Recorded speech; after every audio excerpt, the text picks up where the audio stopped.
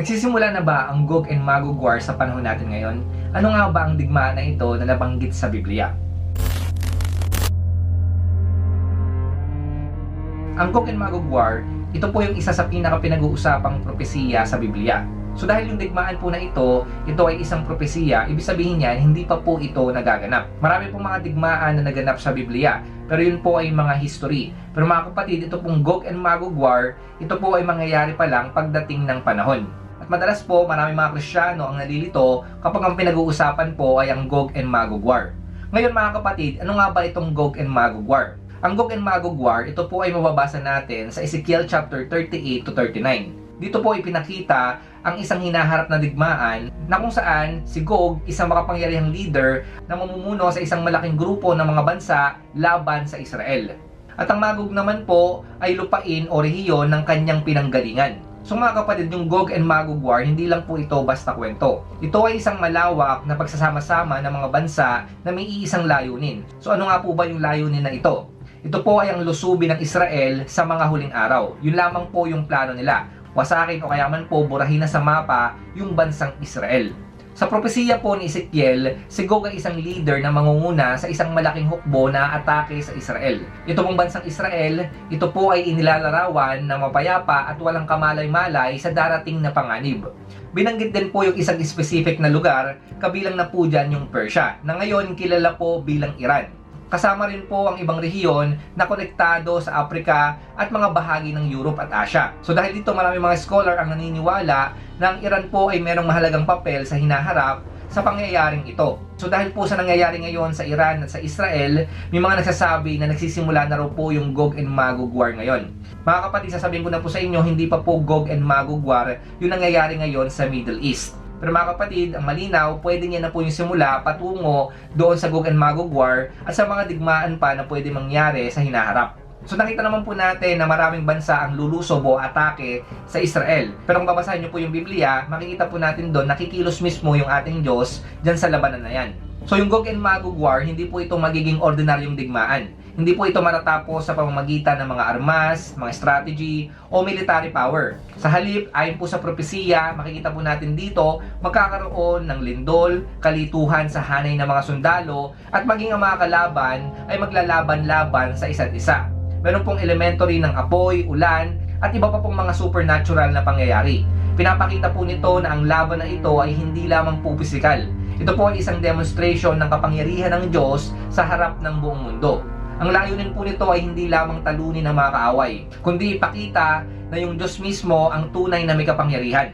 At siya po ang mayroong magagawa sa anumang mga labanan. So pagkatapos po ng labanan o digmaan na ito, may mga detalyeng binanggit na kakaiba sa ibang labanan. Ayon po sa propesiya, aabuti ng 7 buwan bago mailibing ang mga patay. At 7 taon naman gagamitin ang mga natirang armas bilang panggatong. So ibig sabihin po niyan, hindi ito simpleng labanan na matatapos at magkakalimutan agad. Ito po ay merong malalim at pangmatagalang epekto sa mundo at sa bansang Israel.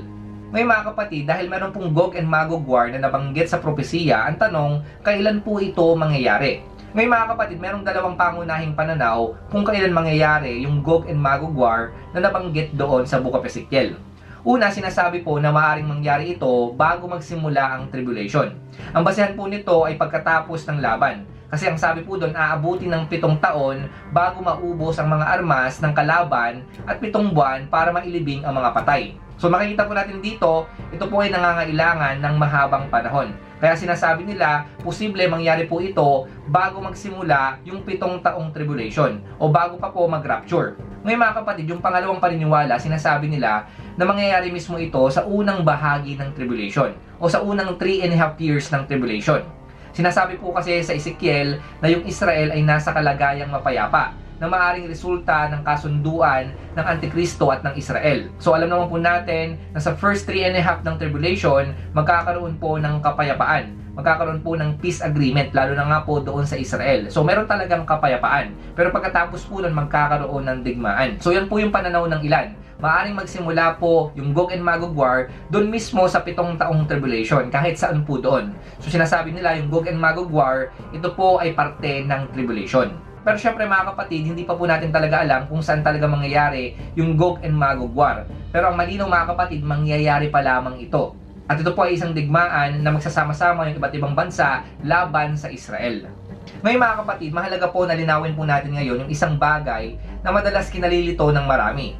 May ilan po kasi ang paniniwala nila na yung Gog and Magog War, ito po ay pareho lamang doon sa Battle of Armageddon. Ngayon mga kapatid, ang katotohanan, yung Gog and Magog War at yung Battle of Armageddon, yan po ay magkaiba. Ang Battle of Armageddon, ito po ay matatagpuan doon sa Book of Revelation. At ito pong digmaan na ito po yung huling digmaan na mangyayari doon po sa timeline ng end times. So mangyayari po yung Battle of Armageddon pagkatapos ng tribulation at sa pagbabalik mismo ng ating Panginoong Kristo. At yung labanan po ng Battle of Armageddon, ito po ay laban sa Diyos at sa Antikristo. So maglalaban po dito sa Battle of Armageddon ang mga hukbo kasama ng ating Panginoong Kristo at yung mga hukbo kasama po ng Antikristo. Ngayon sa Armageddon, halos lahat po ng bansa sa mundo ay sangkot. Ngayon sa Gog and Magog War, piling mga bansa lamang ang kasali. At yun nga po yung aatake doon sa bansang Israel. Sa Gog and Magog War, wala pong malinaw na binanggit tungkol sa Antikristo at walang direktang pagdating ng ating Panginoong Kristo. Pero yung Battle of Armageddon, ito na po yung panahon ng final battle na kung saan babalik yung ating Panginoong Kristo at tuluyang tatalunin ng kasamaan. So sa madaling salita, magkaiba po sila ng timing, ng saklaw at ng detalye. Ang Gog and Magog War ay parang isang malaking warning o pagpapakita ng kapangyarihan ng Diyos bago ang mga huling kaganapan.